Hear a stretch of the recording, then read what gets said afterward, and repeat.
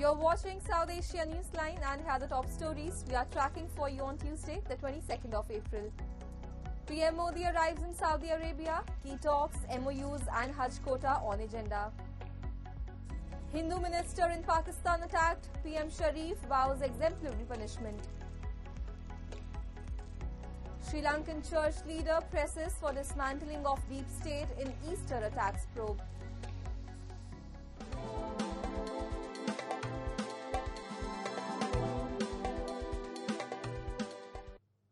And now for all the details. Indian Prime Minister Narendra Modi arrived in Saudi Arabia's Jeddah for an official visit on the invitation of his counterpart and Saudi's Crown Prince Mohammed bin Salman Al Saud. While this is the third visit of PM Modi to the Gulf country, it is the first time in 4 decades that any Indian Prime Minister has visited Jeddah. A report. Indian Prime Minister Narendra Modi on Tuesday arrived in Saudi Arabia's Jeddah on state visit to the Gulf country. The third visit to the Middle Eastern country comes on the invitation of his Saudi counterpart and the Crown Prince Mohammed bin Salman Al Saud. It is the first visit to Jeddah by an Indian Prime Minister in over 4 decades. During the 2-day visit, Prime Minister Modi will hold talks with the Crown Prince over bilateral issues. The visit will also see signing of at least 6 memoranda of understanding, along with both leaders also co-chairing the meeting of Strategic Partnership Council. Reports suggest the meeting may also see Prime Minister Modi raising the issues related to Hajj, including the quota for Indian pilgrims with his Saudi counterpart. In a departing statement, Prime Minister Modi had said, both countries have developed a mutually beneficial and substantive partnership, including in the domains of defense, trade, investment, energy and people-to-people ties. We have shared interest and commitment to promote regional peace, prosperity, security and stability, he said in the statement. All kind of talks are going to happen and all issues are going to be discussed. As you know, there is a Strategic Partnership Council between India and Saudi Arabia. So both the leaders, Honorable Prime Minister and the Crown Prince, His Royal Highness Crown Prince, are going to chair the leaders' meeting of the Strategic Partnership Council. A large number of MoUs are being finalized and will be signed and exchanged during the visit, and a host of other issues on economic partnership, defense partnership, on our political relations. All these things will be discussed. It's a hugely significant visit. US Vice President Vance and Indian Prime Minister Narendra Modi touted progress in talks for a trade deal between the two countries, their offices said following their meeting on Monday, as New Delhi rushes to avoid US tariffs and quote Trump's administration. The two leaders also noted continued efforts towards enhancing cooperation in energy, defense and strategic technologies, among others. Vance's office said the talks present an opportunity to negotiate a new and modern trade agreement focused on promoting job creation and citizen well-being in both countries. The Indian Prime Minister was one of the first world leaders to meet Trump after he took office. The US is India's largest trading partner and their bilateral trade reached $129 billion in 2024, with a $45.7 billion surplus in favor of India, US government trade data show. Officials in New Delhi are expecting to clinch a trade deal with the US within the 90-day pause on tariff hikes announced by Trump on April 9 for major trading partners.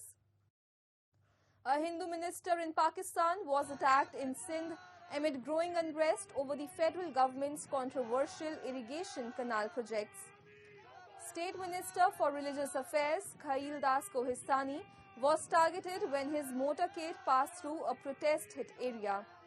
Demonstrators opposing what they call the forced appropriation of Sindh's water resources hurled tomatoes and potatoes at the convoy. Fortunately, Kohistani was unharmed. But Prime Minister Sharif has promised strict action. The incident comes in the backdrop of ongoing protests in Sindh, where locals have been rallying against what they allege a systematic exploitation of the province's natural resources, especially water, by Islamabad. Activists and opposition voices have accused the central government of prioritizing Punjab and other provinces at the cost of Sindh's agrarian survival.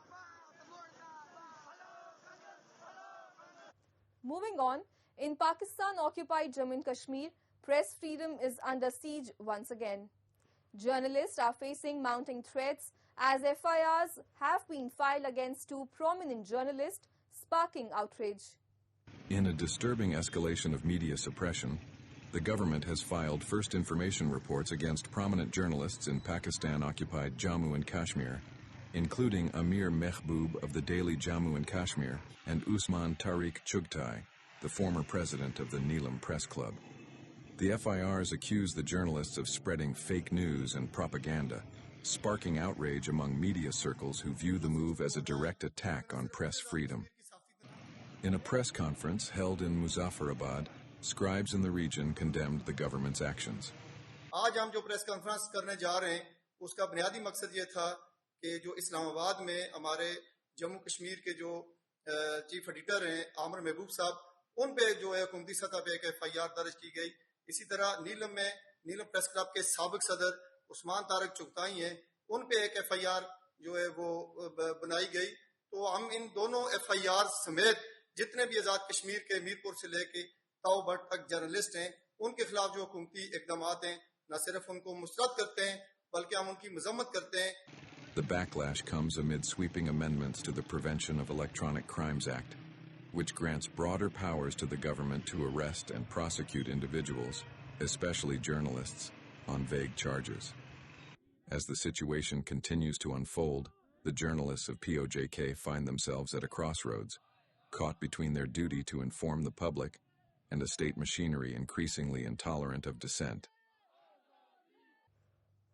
And amid the deportation of Afghan nationals from neighboring Pakistan, the International Committee of the Red Cross has warned of a humanitarian crisis in Afghanistan.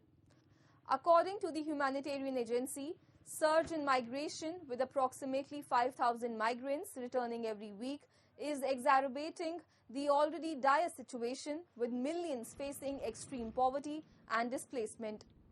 The ICRC emphasizes that over 50% of the Afghan population now relies on humanitarian aid. The Red Cross also highlighted that the situation is particularly challenging as Afghanistan is already grappling with a deep-rooted humanitarian emergency. The country's ongoing conflicts, economic instability, and the COVID-19 pandemic have left millions vulnerable, further complicating efforts to provide adequate aid and support to those in need, a report by Khama Press said on Tuesday. Meanwhile, Islamabad has said it will continue the deportation drive, focusing on identifying and deporting Afghans with Pakistani IDs, expanding investigations into illegal documentation. Pakistan has set a final deadline of April 30 for all foreign nationals residing in the country without valid visas. The move is largely targeting undocumented Afghans residing in the country.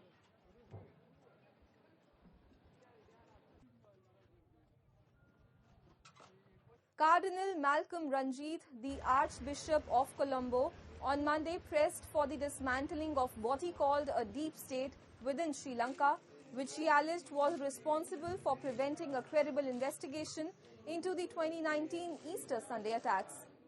On the 6th anniversary of the bombings, Cardinal Ranjith requested the president that there must be framing of laws to eliminate the operation of the deep state group.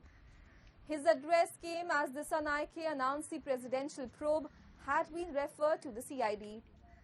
The Cardinal had picked a public quarrel with former President Gotabaya Rajapaksa for ignoring the panel report, which recommended criminal action against ex-President Sirisena, the defense and the intelligence hierarchy for negligence despite prior intelligence. The Catholic minority, angered by a lack of proper attention to deliver justice to victims, backed the Sanaike during last year's presidential election.